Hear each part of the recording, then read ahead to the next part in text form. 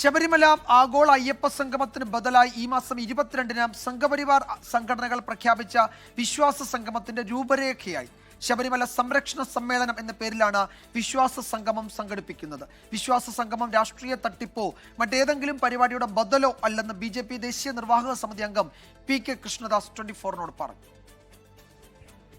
സർക്കാരിന്റെ ആഗോള അയ്യപ്പ സംഗമത്തിനു ബദലായി ശബരിമല കർമ്മസമിതിയുടെ ആഭിമുഖ്യത്തിൽ സംഘപരിവാർ സംഘടനകളാണ് ഈ മാസം 22-ന് പന്തളത്ത് വിശ്വാസ സംഗമം സംഘടിപ്പിക്കുന്നത്.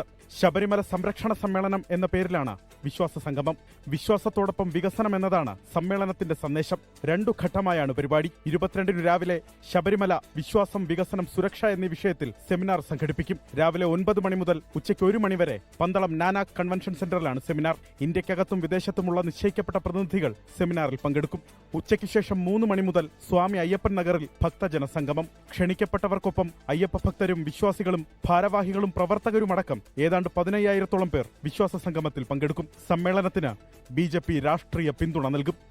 വിശ്വാസത്തിൽ ഊന്നി നിൽക്കുന്ന വികസനം, ഇതാണ് ശബരിമല കർമ്മസമിതി ഈ ശബരിമല സംരക്ഷണ സംഗമത്തിലൂടെ മുന്നോട്ട് വെക്കുന്നത്.